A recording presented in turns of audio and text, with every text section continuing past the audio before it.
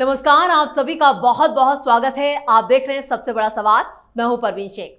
अंतर्राष्ट्रीय मंच पर भारत की धाक फिर देखने को मिली है। इसका क्रेडिट पीएम मोदी को जाता है। दरअसल मोदी विरोधियों ने एक खबर प्लांट की थी, अब उस खबर की हवा निकल चुकी है। दरअसल भारत के खिलाफ जहर उगलने वाले तुर्की के राष्ट्रपति रिसेप तैयब एर्दोगान के सुर बदल गए हैं। उनके दफ्तर ने उस मीडिया रिपोर्ट को खारिज किया है जिसमें दावा किया गया कि भारत के विरोध के बाद ब्रिक्स में तुर्की की एंट्री नहीं हो पाई। मीडिया रिपोर्ट में दावा किया गया था कि भारत नहीं चाहता कि पाकिस्तान के करीबी दोस्त तुर्की को तेजी से बढ़ती अर्थव्यवस्थाओं वाले समूह ब्रिक्स में शामिल किया जाए, लेकिन तुर्की ने इन खबरों को सिरे से खारिज कर दिया। दरअसल हाल ही में रूस के कजान में खत्म हुए ब्रिक्स सम्मेलन में तुर्की को ब्रिक्स में शामिल करने का फैसला लिया गया था और इससे एक दिन पहले जर्मन टैब्लॉइड ने अपनी रिपोर्ट में दावा किया था कि भारत ने ब्रिक्स में तुर्की की एंट्री का विरोध किया था। ऐसे में सबसे बड़ा सवाल यह है, क्या एक बार फिर मोदी विरोधियों को मुंह की खानी पड़ी है? ब्रिक्स में क्यों शामिल होना चाहता है तुर्की? इसी पर चर्चा के लिए स्टूडियो में मौजूद हैं कैपिटल टीवी के editor in chief doctor Manish Kumar. Sir, आपका बहुत बहुत स्वागत है। धन्यवाद। एक बार फिर पीएम मोदी की ताकत का एहसास तुर्की को हो गया है। देखिए, बड़ा पेचीदा मामला है ये जी, और हर भारतीय को गर्व महसूस करना चाहिए कि हम अब कोई बेगर नहीं है। हम आज इस पोजीशन में हैं कि ग्लोबल अलायंस को बड़ी बड़ी शक्तियों के सामने अपने हिसाब से उसको ट्विस्ट एंड टर्न कर सकते हैं। तुर्की को बाहर किया गया और प्रधानमंत्री मोदी ने करवाया। क्यों? ये पाकिस्तान से दोस्ती जो है महंगी पड़ी तुर्की को। ये बड़े उछलते थे तुर्की वाले कि जब आर्टिकल 370 हटाया गया था तो 3 देशों ने बवाल काटा था यूएन में जाके। एक पाकिस्तान, एक तुर्की और तीसरा मलेशिया। मलेशिया को तो 2 सेकंड नहीं लगा प्रधानमंत्री मोदी को कि घुटने पे डाल दे। उनका जो पाम ऑयल आता है जिससे उसकी सबसे ज्यादा खपत हिंदुस्तान में होती थी, वहां थोड़ा सा ट्विस्ट एंड टर्न किया गया, मामला सेटल हो गया। थोड़ा टूरिज्म में ट्विस्ट किया गया, सेटल हो गया। कान पकड़ लिया मलेशिया ने कि गलती हो गई, माफ कर दीजिए। माफ कर दीजिए। कारण आर्टिकल 370 हटाए जाने के बाद आपने मार्क किया होगा कि तमाम वेस्ट एशिया की कंट्रीज जो इस्लामिक मुल्क हैं, इस्लामिक वर्ल्ड के लीडर्स हैं, चाहे वो सऊदी अरब हो, चाहे वो यूएई हो, इन तमाम देशों ने बिल्कुल साफ कहा कि इसमें पढ़ने की जरूरत नहीं है। इस्लामिक देशों का एक समूह है ओआईसी, उसमें पाकिस्तान इस मुद्दे को उठाने की कोशिश कर रहा था, नहीं उठ पाया, मना कर दिया गया। लेकिन इन 3 देशों ने यूएन जनरल असेंबली में जाकर के खूब बवाल काटा था, तो उसी समय से निशाने पे था तुर्की। अब हुआ क्या? अब ये सब हो गए कंगाल। 2 देश के प्रधानमंत्रियों ने ये घोषणा की कि हम ब्रिक्स जा रहे हैं। घोषणा बकायदा गूगल कीजिएगा, मिल जाएगा, क्योंकि ब्रिक्स के अंदर हमें मेंबरशिप लेनी है। ब्रिक्स क्या है?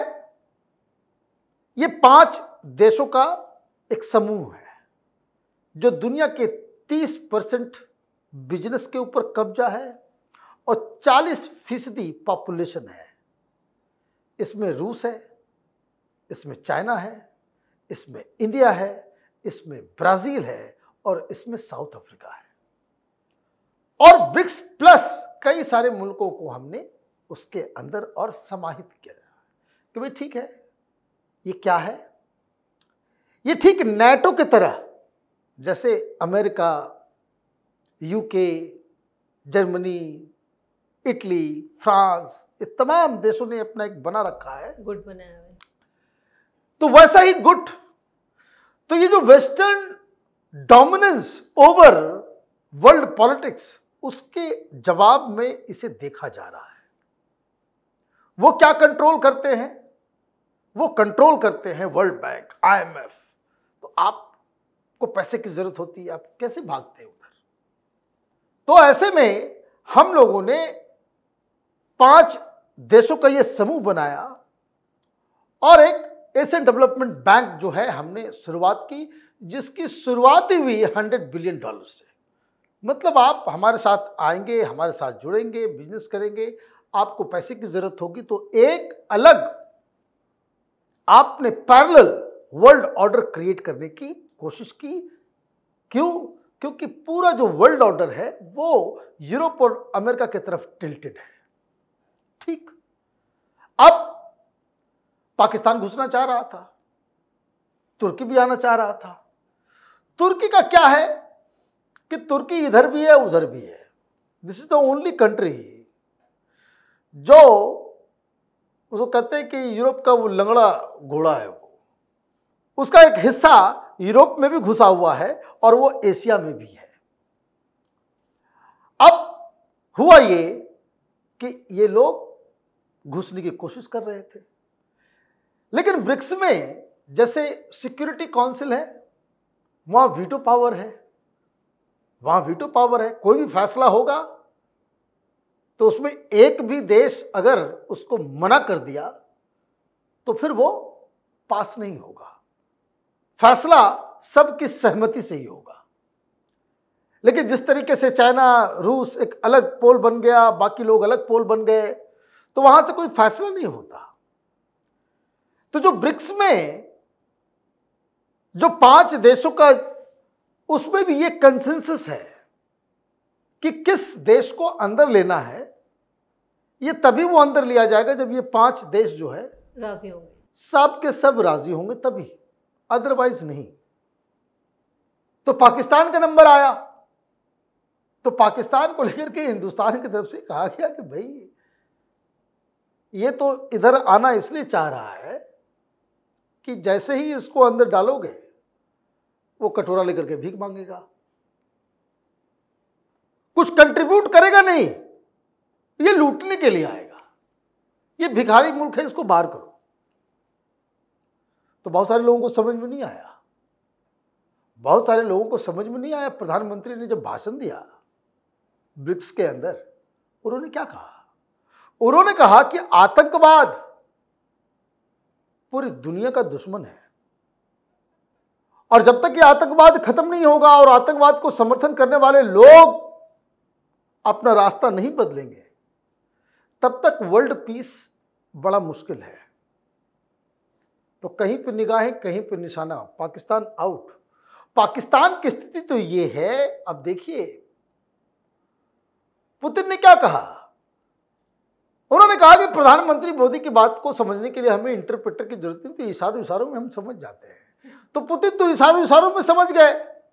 तुर्की को तो बुलाया भी, पाकिस्तान को तो बुलाया भी नहीं जी। अब वो आ गया तो बेइज्जत होने के लिए आ गया। जब ये ब्रिक्स समिट चल रहा था उसी दौरान अभी आपने सुना होगा कि घुस गए, आतंकी हमला हो गया तुर्की के अंदर, तो बीच मीटिंग में उठ के भागा ये। तो प्रधानमंत्री ने जो बात कही उसको तो समझ में आना चाहिए कि तुर्की वाले ज़्यादा होशियार अपने आप को समझते, आप टेररिस्ट लोगों को समर्थन भी करोगे और ये सोचोगे कि घर में सांप पालेंगे और बाकी बाहरी पड़ोसियों को डसेगा, तुमको नहीं डसेगा, ऐसा तो होगा नहीं। सांप का चरित्र ही है डसना, वो तो कहीं भी रहेगा, वो डसेगा। तो ये जो खामियाजा, और ये हिंदुस्तान ने पहले ही क्लियर कर दिया था। जो कुछ बातें जो सामने होती है, कुछ बातें पर्दे के पीछे होती है। हिंदुस्तान टर्की से नाराज है, ये बात क्रिस्टल क्लियर तरीके से उन्हें बता दिया गया था। लेकिन अब तुर्की ने अगर उस खबर का खंडन किया है तो वो मैं बता रहा हूं जी, वो स्ट्रेटेजी है। वो देखिए फिर क्या हुआ कि ये पहले ही 1 साल पहले ही तुर्की को जो है बता दिया गया कि भाई साहब आप सुधर जाओ, नहीं तो हिंदुस्तान से आपके साथ तो कभी कोई सिंपैथी कहीं भी किसी भी फोरम पे नहीं होने वाला। तो इसका असर देखिए, ये प्रधानमंत्री मोदी का असर है कि इस बार यूएन जनरल असेंबली में अर्दगान गए। पहली बार वो हर बार भाषण में कश्मीर होना जरूरी है, जैसे पाकिस्तानियों के भाषण में कश्मीर होना जरूरी है, तो तुर्की के भाषण में ये फिलिस्तीन और कश्मीर, ये दोनों ही चीज़ों का मेंशन होना वो रूटीन है।